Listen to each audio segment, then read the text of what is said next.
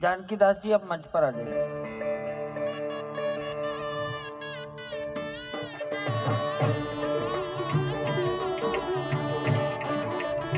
माननीय मोहन राव जी, भैया जी कहीं मिलेंगे।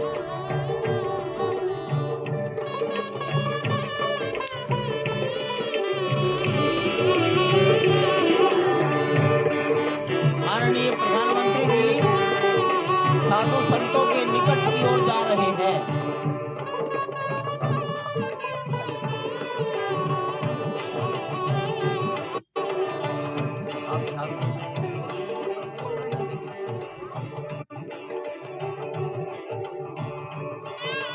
माननीय प्रधानमंत्री जी बहुत निकट पहुंच गए हैं संत महापुरुषों के।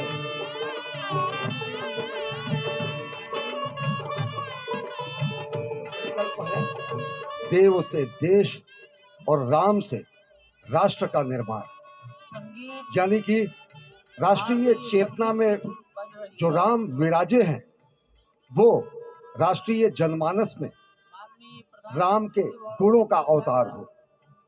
मानस में जो राम हैं उनके गुणों का भारत के जनमानस में अंगीकार हो। निश्चित तौर से राष्ट्र निर्माण के 1000 वर्षों का जो स्वप्न प्रधानमंत्री नरेंद्र मोदी ने दिखाया है वह निश्चित तौर से पूरी दुनिया के सामने भारत भारतीयता को नए रूप में व्याख्यायित करता है, सनातन संस्कृति को नए स्वरूप में व्याख्यायित करता है। हमारी ही संस्कृति कहती है संगच्छध्वम संवदध्वम संवो मनांसि जानताम। हमारी ही संस्कृति कहती है सहना भवतु सहनौ भुनक्तु। हमारी ही संस्कृति कहती है कि हम विश्व बंधुत्व के लिए अपना सर्वस्व न्योछावर करें, राष्ट्र निर्माण में अपना सर्वस्व अंशदान करें।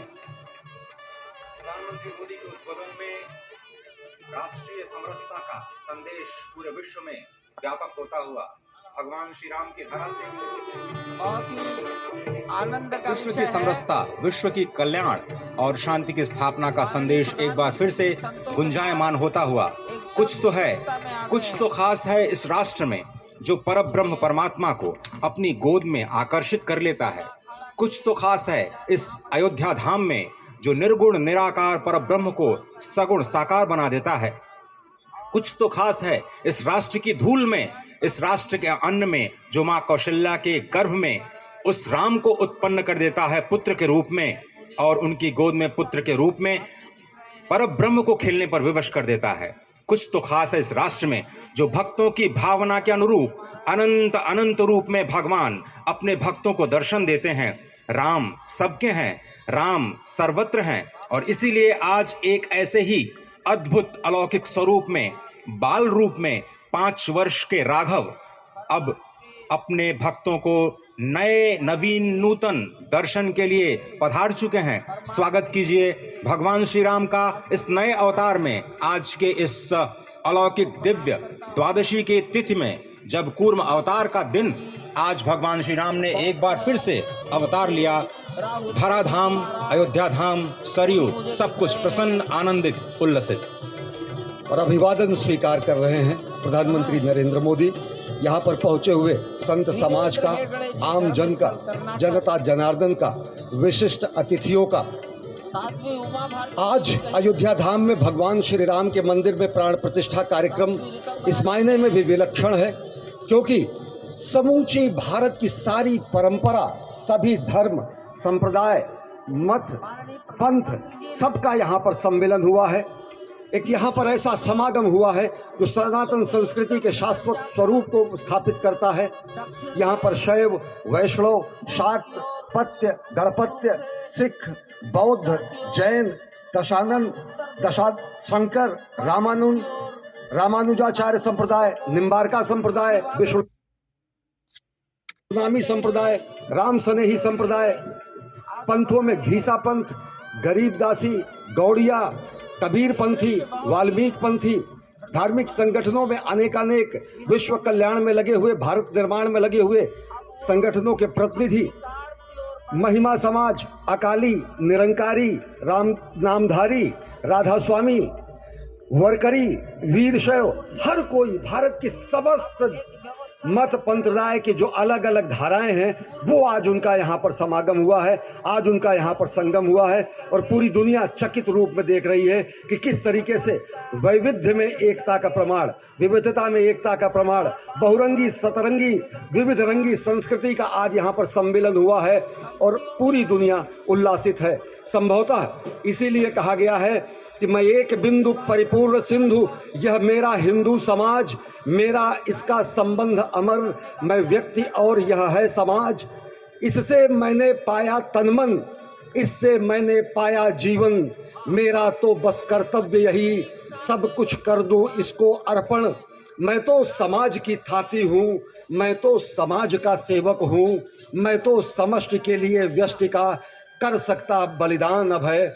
हिंदू तन मन, हिंदू जीवन, रग रग हिंदू मेरा परिचय। तो निश्चित तौर से एक जो हमारी सनातन संस्कृति का प्रतीक है वो आज पूरी दुनिया देख रही है इस परम अयोध्या धाम से।